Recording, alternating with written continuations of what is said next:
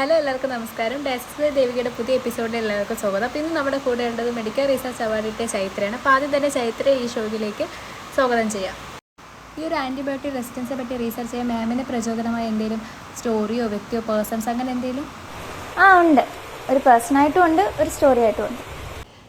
അപ്പോൾ എന്താ സ്റ്റോറി? അത് നമ്മുടെ പ്രേക്ഷകർക്ക് കൂടെ ഒന്ന് ഷെയർ ചെയ്യുവാണെങ്കിൽ അവർക്കും ഒരു അവയർനെസ് ആവുമല്ലോ. ഏട്ടാ, നമ്മുടെ മോക്ക് എന്ത് പറ്റി? അവള് പഴയതുപോലെ അല്ല, സ്കൂളിൽ പോയിട്ട് തന്നെ എത്ര നാളായി. അവള് കിടക്കുന്ന കണ്ടിട്ട് സഹിക്കുന്നില്ല. എന്നാൽ നമുക്ക് അവിടെ ഒന്നുകൂടെ കൊണ്ട് ഹോസ്പിറ്റലിൽ കാണിക്കാം. ഏട്ടാ, എനിക്ക് നല്ല പേടിയുണ്ട്. നമുക്ക് പറ്റുന്നത് പോലെ നമ്മൾ നോക്കിയതല്ലേ. നമുക്ക് എന്തായാലും ഒന്നുകൂടെ ശ്രമിച്ചു നോക്കാം.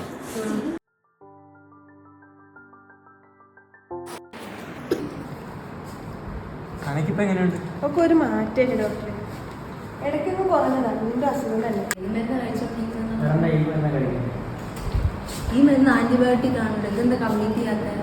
അല്ല, അസുഖം അല്ല, ഡോക്ടർ പറഞ്ഞല്ലേ കംപ്ലീറ്റ് ചെയ്ത് കഴിക്കുമെന്നാണല്ലോ പറയാറുള്ളത്. എന്തോ മരുന്നാണെന്നറിയാം.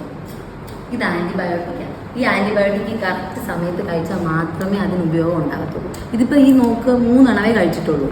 അപ്പം ഇങ്ങനെ കൊണ്ടുവന്നാൽ നമ്മളിനി എന്ത് ചെയ്യും? പറ. നിങ്ങൾ മര്യാദയ്ക്ക് നിങ്ങളുടെ അശ്രദ്ധ കൊണ്ടാണ് ഇത്രയും കൂടിയത്. ഇപ്പം നല്ല ന്യൂമോണിയ ഉണ്ട്. ഈ ആന്റിബയോട്ടിക്കിന് പ്രതിരോധമായി, അതുകൊണ്ടാണ് ഇങ്ങനെ ഇതായത്. ഇനിയിപ്പോൾ നമുക്കൊന്നും ചെയ്യാൻ പറ്റില്ല. സിവിയർ കണ്ടീഷൻ ആയപ്പോഴാണ് ഡയറക്റ്റ് ആയിട്ട് നമ്മൾ ICUലോട്ട് ഷിഫ്റ്റ് ചെയ്യാണ്. നമുക്ക് ഇനി ഇതിപ്പോൾ പറഞ്ഞ കാര്യമില്ല. നമ്മളിനി കാണിച്ചതോ അതിൻ്റെ വർഷങ്ങളായിട്ടുള്ള ഒരു പ്രോബ്ലം ആണ്. പറഞ്ഞ കാര്യമില്ല. ഡയറക്റ്റ് ആയിട്ട് ICUലോട്ട് ഷിഫ്റ്റ് ചെയ്തേ പറ്റത്തുള്ളൂ. നമുക്ക് ഇനി ഇതിൽ കൂടുതലൊന്നും പറയാൻ കേട്ടുവാണ്.